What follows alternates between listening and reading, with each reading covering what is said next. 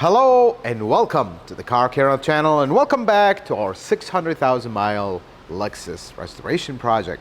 So here's what happened. We have been off for some time, and I want to update you guys on some things that happened and some things that will happen, hopefully. So here's where we are at. We took our first trip in the car, and I have good news to report. She really did well. We completed almost a 500-mile trip, round trip. She did really well. Let me show you some footage from that trip. We'll talk about it a little bit, and then we'll get back to our video. So on this day, me and Matthews, one of the technicians of the shop, put away our wrenches, put away our hammers, and hit the road. We first filled up the LS with gas, which does take premium, and it has an enormous fuel tank, so it takes a lot. And this was a bit much, although it did get 25 miles per gallon on the road. We did make it on the same tank of fuel there and back. We were on our way to Road of America racetrack in Wisconsin. So we hit the highway very nervously because this is the first trip in this car, but it went very well, and we hit some Chicago traffic with a very lowered Scion IM. Nice car. I think that's a little too low for me, at least. Maybe I'm just getting old. Then we saw a very cool McLaren that almost crashed, which, yeah, that wouldn't have been good. I'm glad everybody was safe. Then we entered the state of Wisconsin. Very nice state. I've been to Wisconsin a few times. Love the views, and this is where the LS was having nervousness. Homesick, I suppose. The hood was shaking, and we thought it was open. It was not. Then we hit some Milwaukee traffic. Not as bad as Chicago. Very nice roads. Very nice state. I actually really like Wisconsin. Then we were welcomed by Wisconsin's finest because yours truly did not notice that the speed limit dropped. Very nice officer. Let us off with a warning, so we appreciate that. And then this is a skyline of Milwaukee, I believe. We didn't really stop there. We were on our way to the Midwest Automotive Media Association's Spring Rally. We are members of that association. Very, very cool event. Many car manufacturers bring all their cars at the same time. We get to check them out. We get to do some content on them. And it was a super nice event. It was a privilege to really be invited to this event. Some of the highlights of this event were the 2024 Mustang Dark Horse. We didn't get to drive it, but it was really cool to check it out.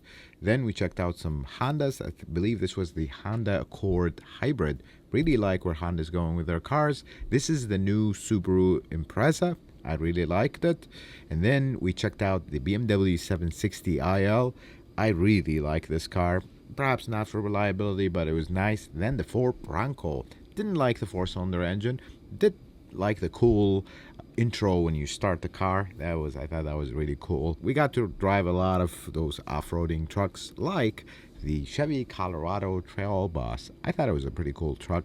Then the AMG GT63. This was truly a beautiful car, and we couldn't drive it on the street, but it was really, really nice. Then Matthew got to drive his first electric car, which was a Lucid Air. It was a very fast car with a very interesting sun visor, just kind of hangs in the middle of the glass. Very, very cool car indeed. Then the absolute highlight of this event, the Rolls-Royce Ghost. Folks, this thing cost twice as much as my house, and it was an absolute pleasure and a privilege to get to check this thing out, take it for a quick drive. This was such a beautiful car, so much that we actually recorded a small video of our immediate impressions of this thing with its own umbrella. Let's check out that video of the drive. This is the highlight, 2022 Rolls-Royce Ghost.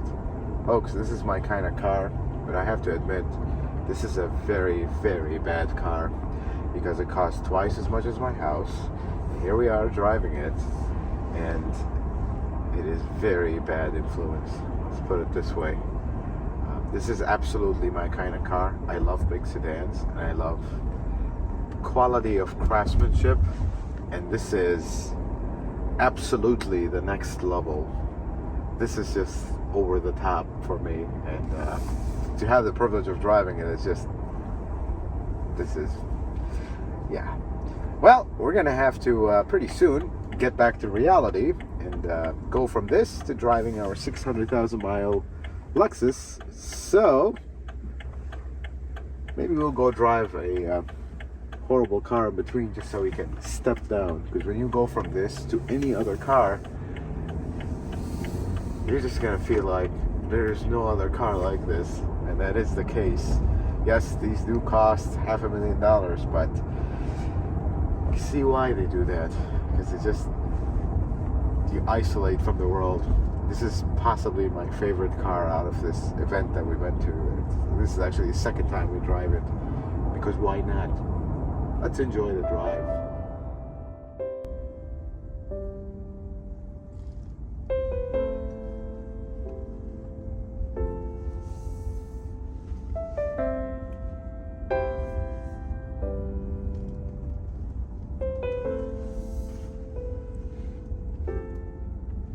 So with that, here is the plan for now.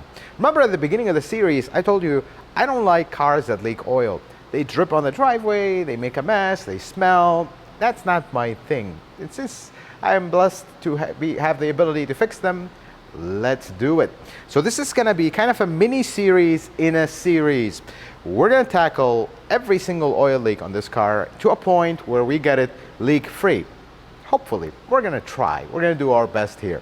So the first thing we're gonna start with is the valve cover gaskets. Let's tear into it. Let's start working on it. So the first thing we're gonna do here, we're gonna remove all our covers again. This one, I finally got the clips for it. These are, remember we talked about them, they are the LS clips. They're very unique shaped clips that you can never find replacements for. You just get them, they're a few bucks. Let's remove everything and then we'll get this going. Move these now that they actually come apart. Before they were all stripped. But before we get carried away, let's put some fender covers. And folks, many of you have asked about these over the videos. So these are provided by the uniform company, the same company that makes the uniforms and the rags and whatnot. They're basically the same material as like shop rags, but it's thicker and it has this big size. I think these work better than the ones that have the magnet, because the magnet, when you move it, it could scratch the fender. These are very soft and actually they're absorbent, so they absorb things if it goes on them by mistake. So there's that. You guys have asked about this in the past. Let's remove our LS bolt. Here it is. Very beautiful. Yes, I do feel like we probably should have done this the same time we did the timing belt and we had all this stuff out. But unfortunately we had the trip and we wanted to kind of get as much as possible done. So here we are again. Coming back to it. Finally can get rid of these rock hard hoses here for the breather. This one is going away. Actually, might as well just take this one from now. That's going in the garbage, so is this one. It's not even a test anymore. Yeah, this hose and this one are done. Yeah, this hose is like very brittle. Somebody tried to repair it. Just replace it. It's a few bucks. Remove our air filter. Our power steering system still is nice and full, and we're good. We don't have any leaks, so it's kind of a way for us to double check things. I don't see any leaks. Everything is nice and dry, and that's how we wanted it. I do have my suspicions about the AC compressor, but we're gonna hope for the best here. Although we have a very suspicious amount of oil here, and that is kind of starting to worry me, because I've seen this a couple times now. Anyhow, let's focus on what we broke. This little connector here. Let's change it before we move on, before we forget. So this connector actually turned into a white one, because this is the correct part number for it. But before we deal with our new connector, I am already seeing signs of glue, which is fine. Somebody probably had this connector break on them, the lock, and they put some sealer to hold it. That is standard practice. You can't just keep replacing every single connector you find that broke. But the problem is, I think they got a little carried away with their sealer, and this is gonna make it a little difficult to remove it. So let's be gentle with it here. So yeah, that's not gonna happen. This whole thing is just disintegrating. Problem is, I don't want to push on it too much, and then our throttle motor here is yeah, that's not good. So it came apart completely, just like this. So before we continue, because you gotta, when you pull connector pins out, you gotta know which wire goes in which pin. So since we have it here, let's get our new connector. So our new connector, lock side is here, which is right here. We're gonna just take these two pins, and the safety is pulled. This is a secondary safety on the connector. It's pulled out. Usually that's how these connectors come. We're gonna basically take these two pins, put them in until they click. There we go. Now you've engaged the primary lock, and this is the secondary safety. Now this connector is all ready to go. Well, what is not ready to go is where this connector goes into. We basically have to extract what's left to this connector, starting with the weather seal, which I'm hoping that's what's catching it here. Okay, this is not going as well as we'd hoped. What are we gonna do? Old plastic. This is, by the way, Rust Belt viewers, this is the price of no rust. Everything is just fried basically from the heat. Where is that? And I see the pins. You know, we're just gonna have to destroy this all the way. Yeah, I'm basically extracting it piece by piece. Just gotta be careful with the pins. Yeah, somebody definitely got a little carried away with the sealer here.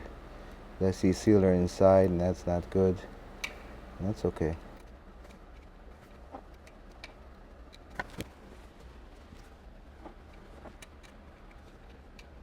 Yeah, somebody put sealer all the way down to the end, and that's why I'm having a hard time getting it out. Let's try to blow some compressed air here just to get the pieces out. Yeah, all I got left is just sealer. This is not fun. This is not good and not fun. Let's try to clean as much of it as possible, because some of this we're just not going to be able to get out, unfortunately. Now, when I said put sealer, this is a bit much. You just want to put sealer on the outside of the connector just to hold it.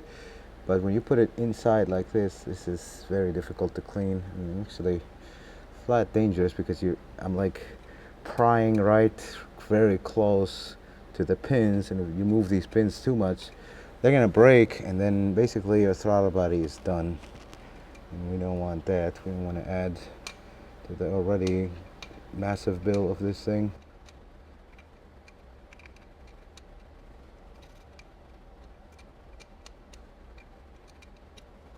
I think this is as good as we're gonna get it, because you can't get every last bit of sealer from there. But let's give it one last clean.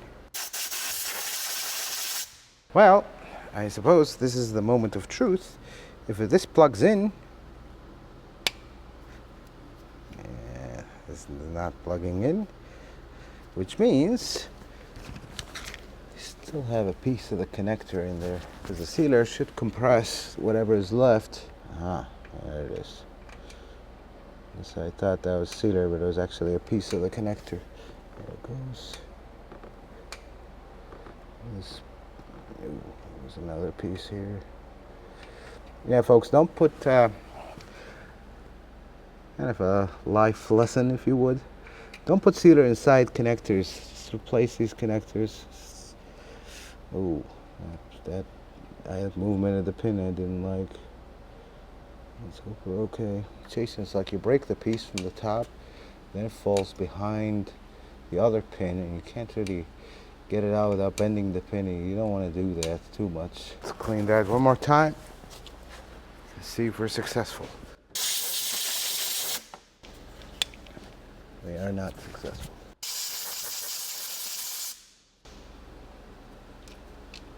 Let's try this.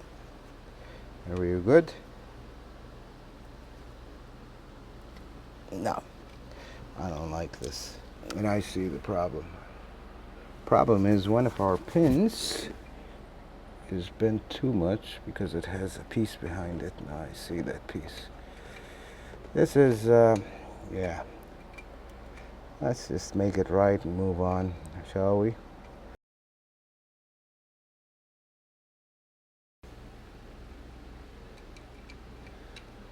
Okay, this is... Okay, moment of truth. I think I got everything now, so let's see. Yes, I'm really happy with this. We're gonna leave this off for now because we're gonna do the valve cover. We're gonna start, let's start with the driver's side. How about that? Okay, so the first thing is this PCV hose, which is, for lack of a better word, it's a rock. And I don't really, it's cracking, it's original. This is retirement time for this guy, I suppose. And then this, which I did not get, which we have to be really gentle with, which is the evap line over here. This is definitely next on our to replace list because this is like a rock. You can use it as a hammer, I think. This is, yeah. So unfortunately, this one is broken right here. That's fine, but we're gonna try to save this one, which we have another rock here, and we have another connector that is just sitting there with a broken tab. Fortunately, I don't have one of these. So in this one, I don't know what happened here. Looks like something melted, perhaps. Okay, that was a little scary. The thing with the LSs, when they get old, and especially this one that is not a rust belt one, connectors get super brittle, and you touch them, they break. So take this out. Take this out. I'll probably take this out as well, just to give us room to be really generous with the movement of the harness so we're not stretching it. And something else. So this, I'm going to remove the purge valve, which is a rock. There's a tip I want to share with you here that I learned from doing this. When you have a hose that is extremely brittle, don't take the clamp off and then pull it, because it's going to actually get cut. Leave the clamp on. Usually they're so brittle, you could literally just pull them off and they come out in one piece, because what the clamp is going to do is going to kind of compose the hose, not let it rip. And that's what happened here. We pulled it off. This is going to get replaced eventually. I can't really, get it right now, but we'll take the purge valve, take it out. Okay, so at this point, I am going to be not gentle with the connectors of the coils, because if any of them break, I have them on standby, unless they have been replaced before, which we're going to find out. If they break, that means they are original. There is no way these are the original connectors. I mean, they look brand new and they didn't break. These are definitely been replaced. So we're going to skip replacing them, because we're just not going to just replace everything in our way. If it needs it, we got it. If we don't need it, these connectors, I actually have them in stock. They're that common. Of course, this one always fights you.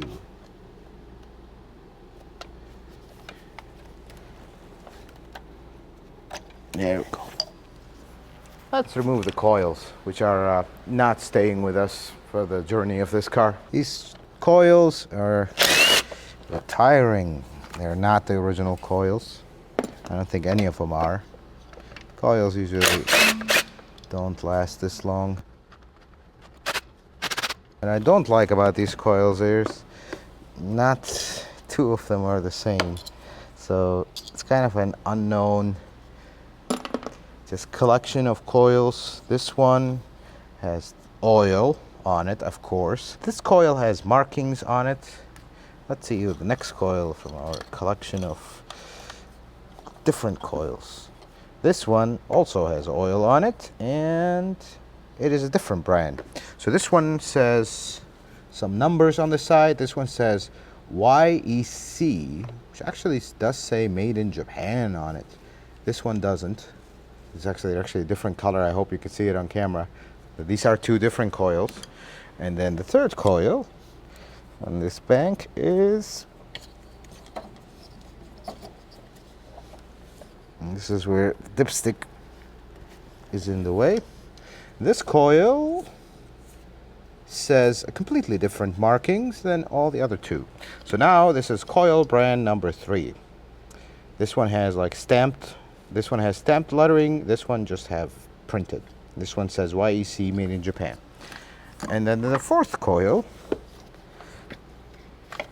it has a very suspicious sticker that says Denso made in Japan. And on the side it says nothing. And this is exactly why I don't like these, and this is exactly why we're gonna replace all of them with beautiful OEM ones. Densos would have been fine, but the difference between Denso and the OEM one was so little. Let's just put OEM. So now our harness is somewhat loose, and I think that should be enough for us to get our valve cover off. And I want to be very gentle because I already see this harness is kind of coming apart. If it ever gives us problems in the future, we can rebuild this whole harness. But now let's get our valve cover bolts, which this one is loose. This one did not come with the bushing. There it is. Come on, you can do it.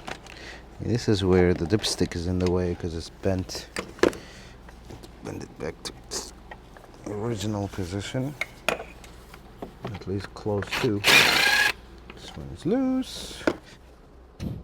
Oh, that one's going to be a problem because now the transmission dipstick is in the way. You can magnet it out. Yes, I got it. Remove more. This one we already removed.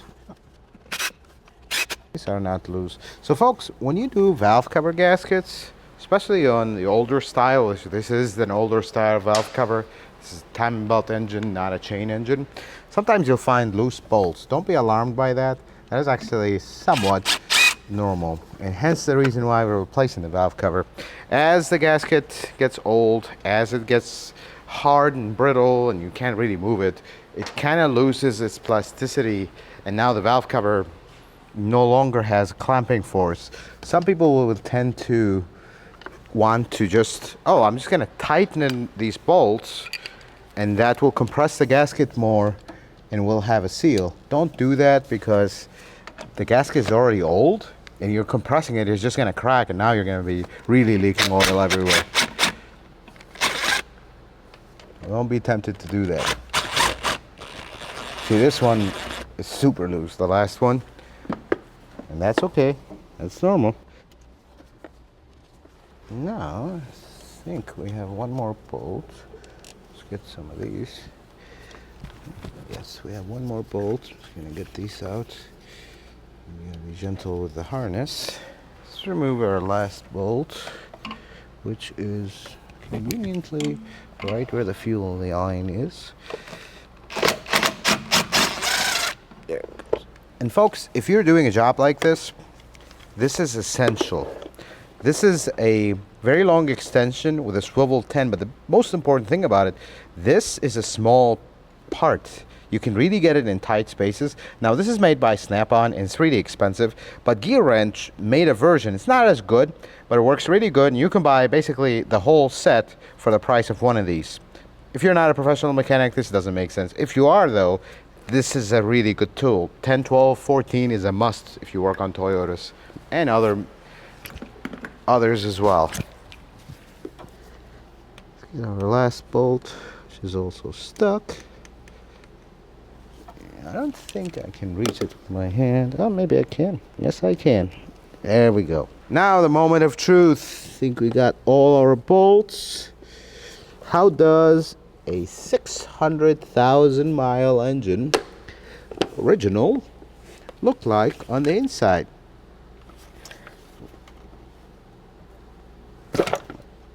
Oh my God. Something just happened that I really don't like. All 4 spark plug seals just popped out. That is so bad. Folks, this might be a big problem, and we're gonna find out how big it is, because if somebody removed the baffle out of this valve cover, we're gonna stop this job right here. I'm going to find me some either new ones if they still make them, or used valve covers, because this is really not a good sign that they just popped out like that, unless they were not installed properly. We're of course replacing them, but Let's find out, shall we? Once we get this guy out without bringing half the harness with it. That's what we do not want to do.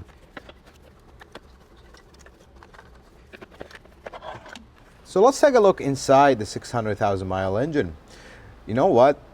It's not the cleanest in the world, but again, 600,000 miles, this is pretty impressive. I'm looking at, before we talk about the seal situation, I'm looking at some of the cam lobes. They do have a little bit of wear, like I'm looking at this one, maybe hard to see on camera, but it's not excessive. It's actually, I mean, this is not rounded off. This is pretty good. That's why this engine runs pretty good. Got pretty good gas mileage. I'm not worried about anything here. But what we're going to talk about is the sad state of these seals. I have never pulled a Toyota or Lexus valve cover and these seals just stayed like that. And the reason for that, initially I thought they were perhaps installed backwards, but I think they were not even the right seals for this car, because this seal is supposed to be in the valve cover like almost pressed in, and this just came right out. And we're going to go see what's the deal here, and the seal shape is not the correct one. I'm just compared it to the original one. This is not correct, and it's the same deal with this one. It's just sitting here, and the fourth one actually fell off, and I see signs of sealer actually on the tubes. So yeah, this is unfortunate, and I'll show you how the new ones, they did do something with the valve cover that I don't like, but we're going to see if we can get by without replacing the valve covers. So let's go look into that. So here's what's going on. By the way, this is the inside of this valve cover. Looks decent. I've seen cars with 150,000 miles that look worse than this. We're going to try to clean some of this. We're not going to go crazy. Again, this is the inside of the engine. Many people will get carried away with this stuff. It's not a huge problem. It is an engine after all. But here's what's going on with the seals. Now these seals are normally pressed here, and then you have 4 little tabs that just hold them. These tabs are not supposed to hold them in place, but they're there from the factory. Somebody, and God bless them for that, they decided to just cut these tabs. That's okay, because I think the seal will, and I have sealer here, which should never, there should never be sealer here. That's okay. They decided to cut them. I think we'll be okay, because usually these seals, and you have to fight them off to get removed. These seals are, I have to push them with my hand in. That's not how the original seals are going to go, and you're going to see that. And the biggest thing is, I mean, if the original seal pops off like this, there goes that. That's not how these are. But then we look at the shape of this one. Okay, let's look at this side, and then let's look at this side. These were actually, to me, they look like they're installed backwards, but to me they look like not the right seal altogether. And it's very beautiful blue. Not beautiful, that's what that means. This is an original one. Compare side to side. This side don't look the same. How about this one? That don't look the same. Let's flip this one. That doesn't look the same, neither does this side.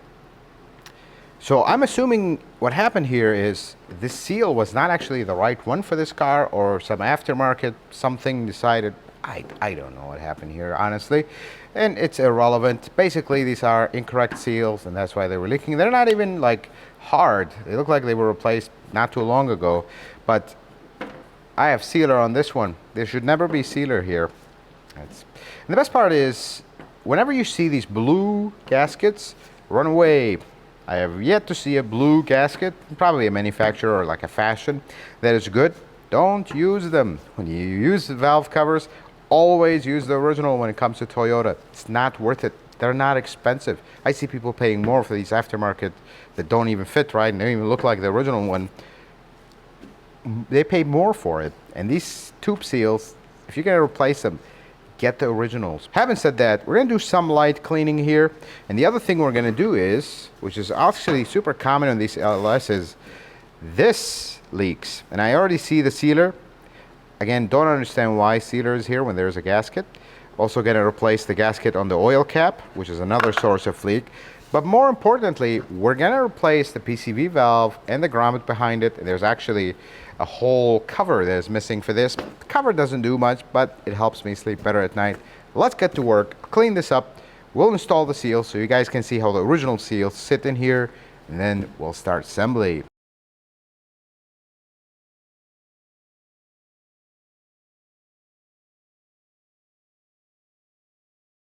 And this is the part where we forgot to turn on the microphone after a small break.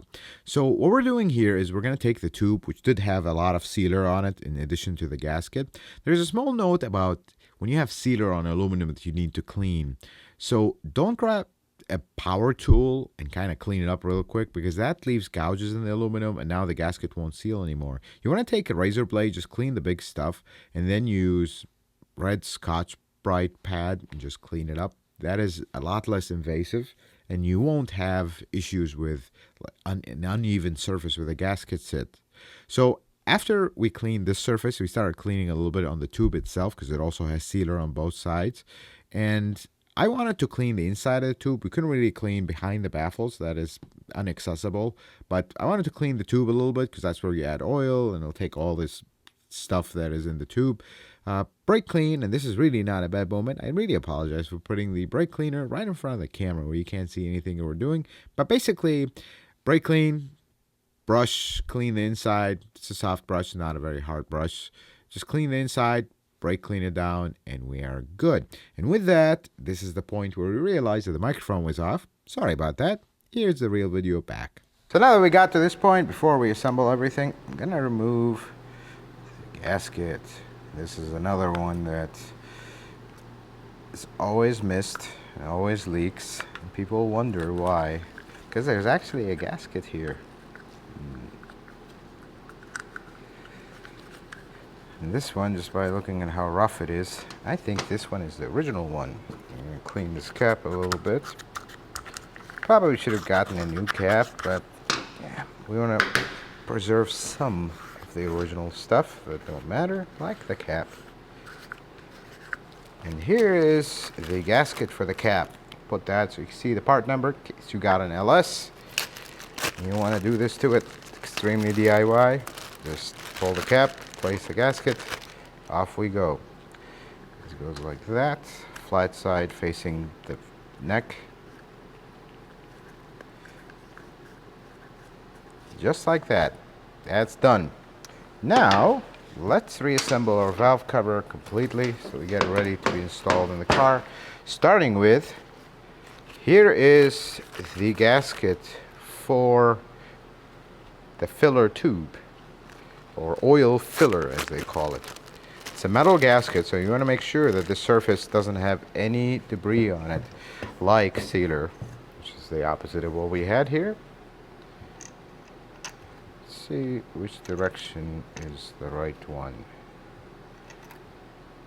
I think it doesn't matter, but just for good measure. Okay, let's go with that. I don't think it matters. And this one, I don't think it matters as well. It does not. Install our new cap. Well, not new, kind of refreshed cap with some patina to it. Now let's deal with our PCV valve. And normally this never happens. Usually this breaks and we have all kinds of problems. But what we're going to do here is a few things. First thing we're going to do is pull the grommet. You always want to replace, and this has definitely been replaced. There is no way this is the original one. It's this soft. But we will pull it out.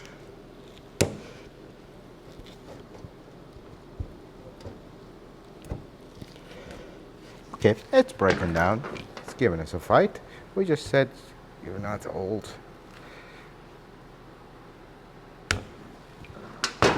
Bigger screwdriver is what we need here. Let's try this again.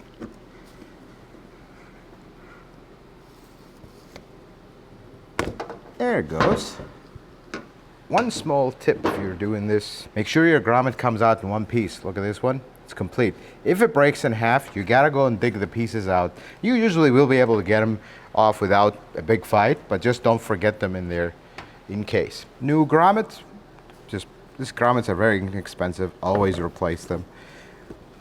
Just like that. And new OEM PCV valve. There's something about this PCV valve. There's a little cover that sits on top of it. I actually have it with the new hoses. We'll install it when we put this valve cover together. But we have one more important thing to do. The spark plug tube seals. So for the seals, I want to say one thing. If you're in case you're doing this, and that's actually all this generation of valve cover gaskets for Toyota and Lexus. The seal has a raised part and a flat side with kind of like an indentation inside. The raised part goes towards the engine. So we're not going to install this way. We're going to install it this way. The reason for that is this raised part, if you install it this way, the seal will only sit at the lip because it'll hit the inside. I hope that makes sense. These are not easy to install. You're going to put a little bit of engine oil, just very little amount, and we're going to install them. And you're going to notice that they don't just fall into place. They're extremely difficult, and we're going to have to deploy our favorite friend, hammer. So you get them basically started. You notice I'm holding the hammer from here. Something about hammers, it's very simple. When you hold the hammer far away, you're applying a lot more force. When you hold it close, you're very little force, and that's what you want here. The last bit, brass drift, just you can make sure that it's seated all the way down, which it is, and that is one seal done. You tell me if this was very easy to pop out or install, where I'm going to pull the valve cover and this is just going to come flying out. That's not going to happen. That's why I think our seals here were not the correct ones. And actually this one is slightly damaged here. That's fine. Probably a piece of sealer. Let's see a piece of sealer here. These were not the right ones for this car. That's my final determination here, because these just sit in here like nothing. That's why we have oil all over the place. Let's install the other three and we will install this valve cover back.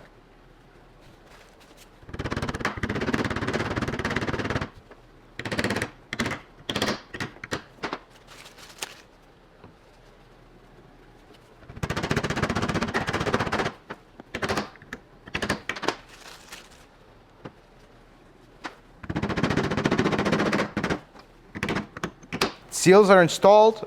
We're all good. The last thing we're going to do here is put our valve cover gasket, and we are ready to install. But there are a couple more things that we have to do before we put this. Let's put the valve cover gasket here so we're ready. Then we'll go back to the car. Before we install it, there's two very important things that we got to do. Brand new OEM valve cover gaskets. Folks, never use aftermarket valve cover gaskets.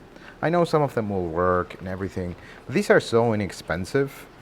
It's not worth it. Just get the original one. In my experience, they last the longest and they fit the best, and they're just, I understand sometimes you're in a budget and you want to just save a little bit of cost, but I see that the aftermarket gaskets actually cost sometimes more, which doesn't make sense. When it comes to Toyota, use original gaskets. And something else about, this is an interesting fact about Toyota. As far as I remember, all their V engines have different left and right bank, just like this one. The valve cover gasket is different part number. As far as memory served, and this is not the only one, only the 5VZ has the same valve cover gasket part from right to left. Not the valve cover itself, but the gasket is the same. Pretty interesting fact. Pretty sure there are other models that are like that, but majority of them, they are different. This is ready. Let's go back in the car because there are a couple things we got to take care of before we install this. Let's remove our old gasket, which it's not super hard. This has been replaced before, and it is a black gasket. It's really hard to tell if this is original or not. And we do not have sealer. This is another one that some mechanics unfortunately love to do, is put sealer here to hold this. Don't do that because this makes a mess. And then there is a very, very important part when you do this kind of, I don't want to call it old school Toyota valve covers, but the older style. So they have something called the half moons. They sit all the way in the back. Sometimes they have two, like in a 4-cylinder. You have to remove them and seal them. They just have sealer in them.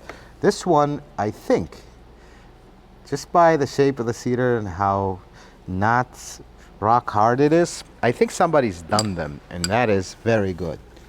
You have to always get these, and I'll get it out so you can see it. Stick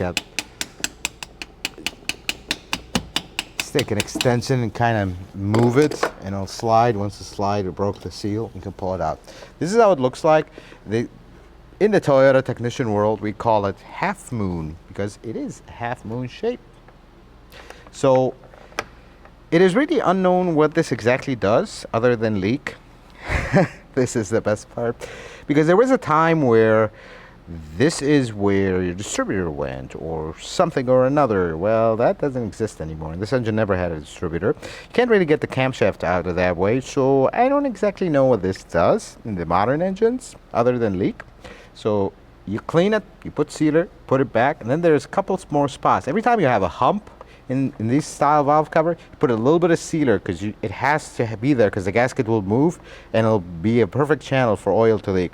So we're gonna clean this, clean that, get the other. There's 2 half moons here. We're gonna do that and then catch you guys when we're ready to assemble everything. Got the 2 half moons cleaned. Everything here is cleaned. We're actually ready to go. I'm gonna put the sealer here. Probably gonna want this sealer is not cooperating with us today. You don't have 600,000 miles. You're not retiring yet. There we go.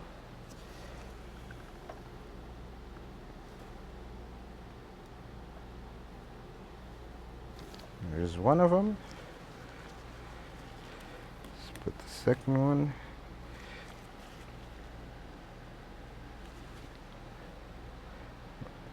Having some sealer malfunction. There we go. Now it's flowing.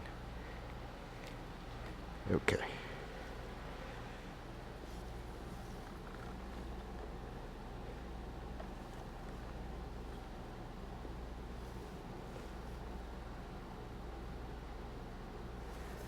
So you're gonna want to, and when you work with sealer, you gotta be very careful and always have a rag next to you because this stuff goes everywhere.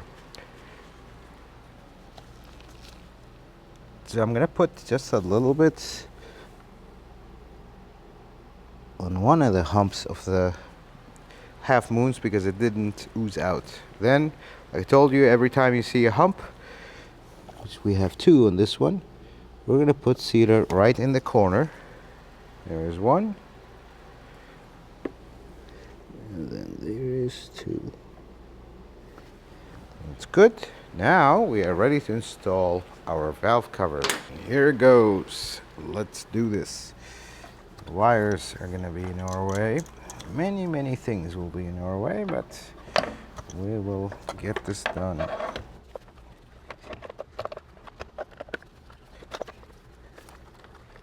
Ooh, I don't want to push on this harness too much. I'm disturbing it more than it should. But we have no choice, especially the injector wires. Normally, when we don't have a harness that is this difficult, I pull the injector wires just to give us more room. This one is really old, and we are not at a stage in this project we want to deal too much with a harness. There we go. I have 4 connectors. Let's see if we can get this guy in place.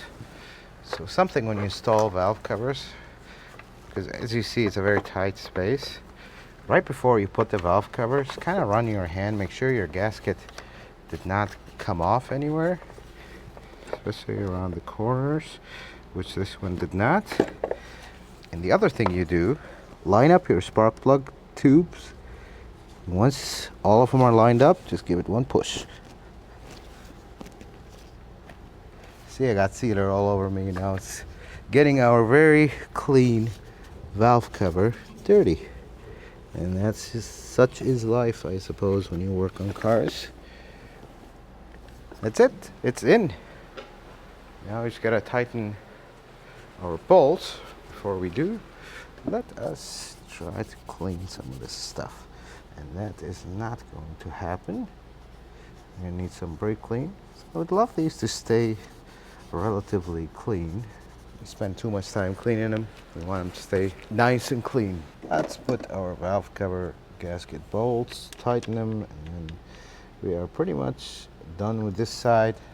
What we want to do next is take the spark plugs. We're going to replace those as well because it's unknown when they were replaced. So we're just going to replace them. And while we have them off, aren't you curious to look inside of this engine? I actually, in all honesty, I have not looked inside this engine at all. We've put up around, so far, around 1,000 miles on it, and it has not really burned any oil. But again, we've been driving it very gently because we're still getting acclimated with this car. On the trip, kept it around the speed limit. We're not pushing it, and this transmission is really on its last leg. We'll talk a little bit about the transmission toward the end of the video because there's some progress with that as well. Let's finish this. We'll look inside the engine. Let's pull our spark plugs. Now, it would be so cool if we can say these are 600,000 mile spark plugs, but I really hope they're not. So that wouldn't be good, and that's not the right socket configuration. Let's get something else. Let's see if this works. There we go. Ooh, that is very tight. It does not need to be this tight.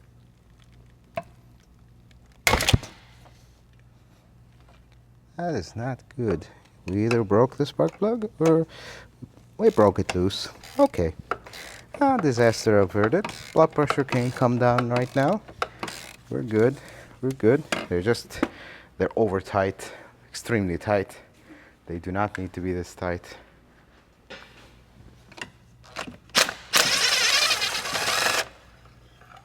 Hello, 600,000 mile plug, but this plug looks so bad. So first it has oil, of course, but then when you see marks like this plug has been kind of side sparking, and that's not good, and it does not look good. This spark plug's been here for a while. It has a lot of carbon on it, and that's not good. Let's pull all four, and then we're gonna borescope the cylinder to see what we see inside the 600,000 mile engine. This one, we do not need our little contraption on. Let's see. Is this one also over tight?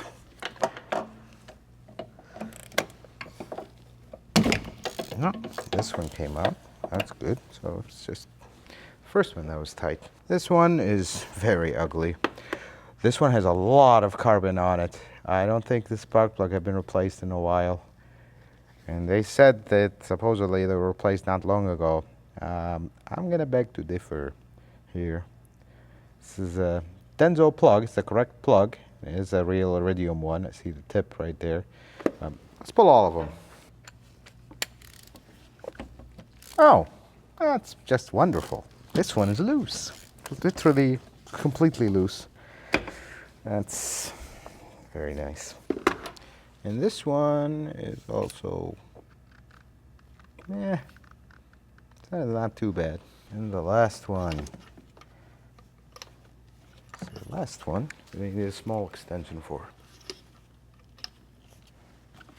Is this loose or tight? Let's see. Oh, this one is very loose. And the last one, oily, carbon buildup, and also burned up, and you got some goo on it. That's not very nice. Well, let's get our borescope. Let's look inside this engine. So, the moment of truth.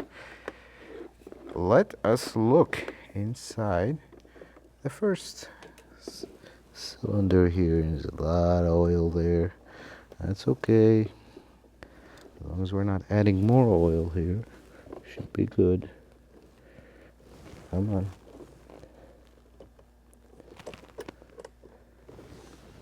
Okay, well, hello 600,000 mile piston, right? Let's look at the valves real quick.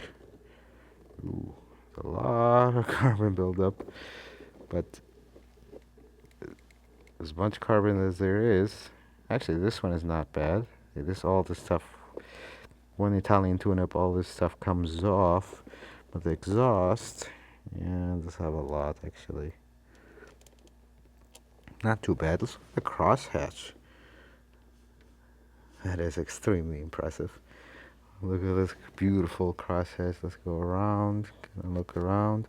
There are a few scratches here, but there, you can see the crosshatch through them, so these are superficial. Wow, this is extremely impressive, folks. There's a little bit here. Yeah, that scratch right there. That scratch right there is not a happy one. You see that? One scratch, single scratch right there. That is not a good scratch, but hey, 600,000 miles, we're not going to complain. This is a very healthy engine. And then let's look at another cylinder. This one is probably going to be all the way up. No, this one is down as well. And I see about the same. These scratches are superficial. So if you see a scratch on an engine and you can see the crosshatch through it, that's not a real scratch. A real scratch, there's a problem. Like, no, none of these are. Actually, this hurts a little bit there. This is very impressive, folks. I mean, I look at engines with 90,000 miles burning so much oil, and this is 600,000 miles. This is very impressive. And the valves, this one is a little wet, which is concern a little bit, but perhaps there's oil. Maybe valve guide seals. Perhaps at some point is in the future of this car. But as far as the crosshead, I mean, this one, you see like there's a little area right there. That is not a scratch because you see the crosshatch through it. Let's look at the piston.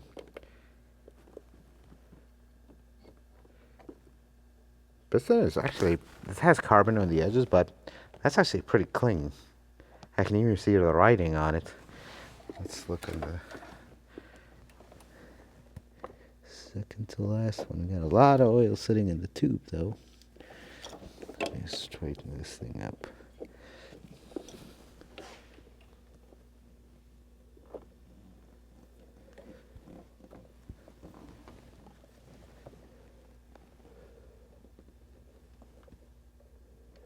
This piston is all the way up.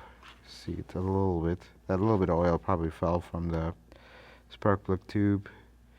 With valves and the edge of it. This one has a little bit less carbon. This one is also, it's not bad. Let's look at the last one. It's going to be the most difficult one to get it to the angle. Oh, we got it. Got it. This one is also up, but wow, look at that edge of the valve. That's not bad. This valve's open. Let's look at the open valve. Things look over here. That's not bad. Wow, this is pretty impressive, folks. This is extremely impressive. Well, there you have it. That's the inside of a 600,000 mile engine, on one bank at least. Looks pretty good. I'm happy. We can't really run a compression test because running it right now is irrelevant because the engine's cold. You're actually supposed to run a compression test with the engine hot. So I'm not worried about it. Just the way it's running, looking at the data, looked pretty good, runs pretty good. Let's reassemble the side fully. Let's put all new OEM spark plugs, coils. Let's finish this side up and we'll do a few things. We'll talk about the future plans. For original spark plugs, they are iridium on this one. And I still torque spark plugs because if you go over or under, this is not good business. And spark plugs, believe it or not, are a critical engine component. So we're gonna torque these down. 4 new original coils. They are very, very pretty. They are no longer pretty because I cut the box. I'm just curious. This coil looks nothing like any of the other coils that we've had because this one says Toyota Denso made in Japan on the side, on this side, nothing on this side, nothing on this side, nothing at the top. So none of these coils that we had were actually correct coils for this car. That's okay. But now it does have the correct coils and they are beautiful. Folks, when it comes to coils, you can buy Densos. Denso is a good brand, but be careful. These are actually Denso coils, but be careful with counterfeits. You find a price that is too good to be true, it's probably too good to be true, and it's probably counterfeit. You should be careful. Coils are important, and coils are the type of thing that most people overlook, and you put cheapo coils, they'll run fine, but they're actually gonna affect the way the engine really runs. You don't want to cheap out on coils. You always want to put decent quality coils, put originals. And then I see this other mistake where people, for the sake of wanting to replace coils, though coils are very expensive, that's heads up on coils, they're extremely expensive. And people, for the sake of just wanting to do something complete where you put spark plugs and coils and everything looks nice and shiny, they'll go buy cheaper coils and take their perfectly fine original coils and throw them. Try not to do that. If you're gonna change your coils, put decent quality coils. Otherwise, just keep your originals because it doesn't make sense. That. Now, let's plug in the coils. Which the connectors, I was 100% ready to replace these connectors. But they must have been replaced because these are really in good shape. And they're all, you hear the clicks. They work, so why, if it ain't broke, don't fix it. I mean, I suppose we'll just hold off on that, and that's okay. But what is not, unfortunately, is the missing bolts. I have 1, 2. Let's get some bolts of our parts bin and complete these. Let us do something. Let's take this pipe off. Not off, just a little bit out of the way. This is usually why this bolt rarely goes back, because they're really tough to remove.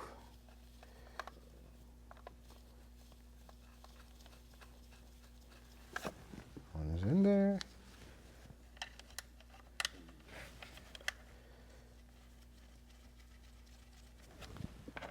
As well.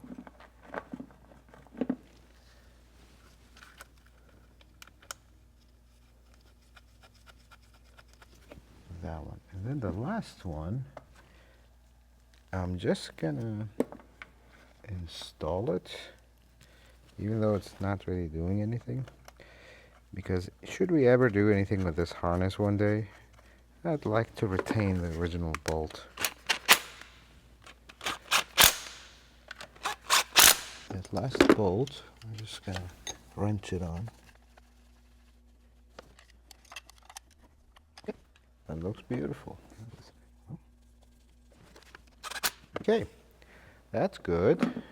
Now let's put some of this stuff back, like this one, our very scary hose. I'm gonna definitely replace this one because I already see it splitting. Is this one, which is this connector. I'm gonna get a connector here. This one is gone. Okay, I think we got everything plugged in except PCV valve, which we're gonna work on next. So, new PCV hose, and then there's this little foam dealio that sits right on top of the PCV valve. Probably does not serve any purpose but noise. But remember, talking about an LS here. We want noise insulation. So now that's back. 2 new clamps, although these clamps will probably work, but I just ordered them. They're a few bucks. It's okay. Now I have 2 extra clamps for a rainy day. Because the other one is missing the clamps, and I was like, let me just order all the clamps too. But this one is not missing them. That's fine. And right there. Well, I'm thinking it's official on this side. It's complete. It's done. Everything is back together. I am very happy with it, except this little wire harness here. So basically, we're gonna do the same thing on the other side, exactly the same thing. And there's one more thing I want to do to this car just to say we completed one more task. So there is something missing in this entire picture. Not the pushed-in trunk, not everything. Something that I actually missed on this car until a while later. I'm like, look, wait a second, there's something missing here. The antenna is missing. So we got a new antenna, and it is the world's most expensive antenna, I think, and the smallest one. But let's do the honors.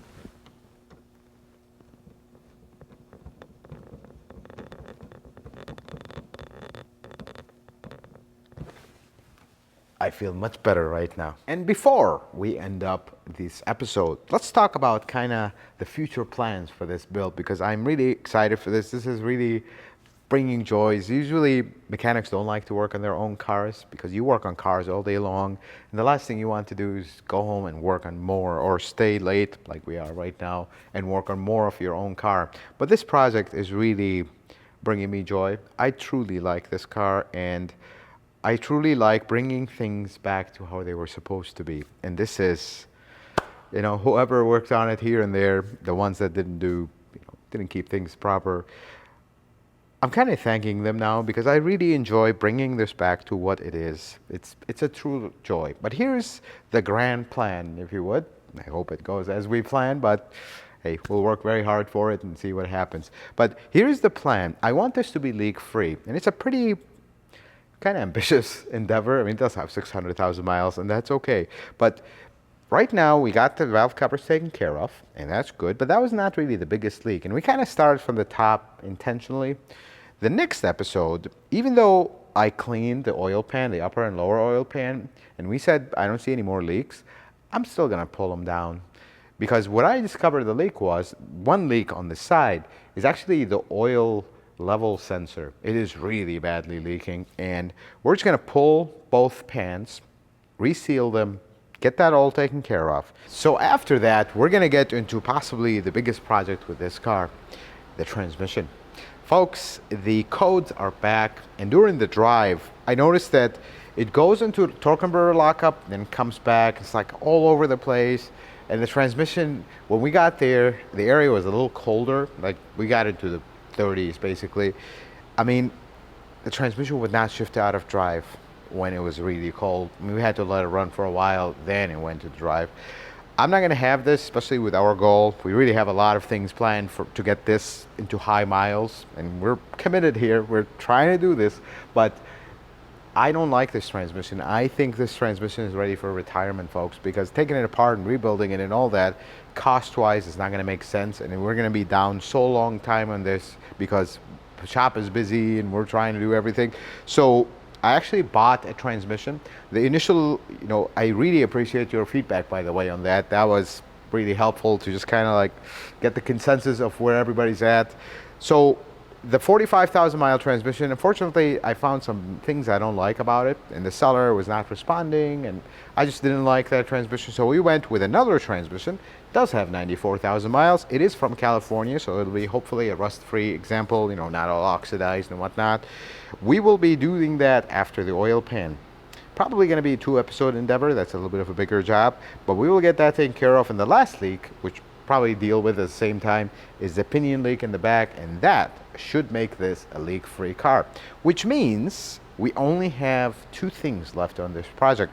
Maybe 3, maybe 7 to be realistic. But the next thing we're going to tackle after that is some electrical gremlins, because during the trip there was some electrical gremlins that popped up, and now the interior lights all went dark and the radio still doesn't work. So we're going to investigate that in one episode and figure out what's going on with it. But after that, we're going into clean mode, and we're going to jump into the detail. And that's when I really appreciate your feedback on, let's get it professionally detailed. But we have something big planned for that. So there's a lot to do left on this. We're going to take care of it. I left everything off. We didn't put the airbox and whatnot because we're going to continue working on this in the next episode. Folks, I hope this video is helpful and informative. I hope you learned something new. If you like it, consider giving it a thumbs up. If you're not a subscriber, consider subscribing to the channel. Check out some of my other videos. And until the next video, folks, may the Lord bless you and keep you, and you have yourself a wonderful day.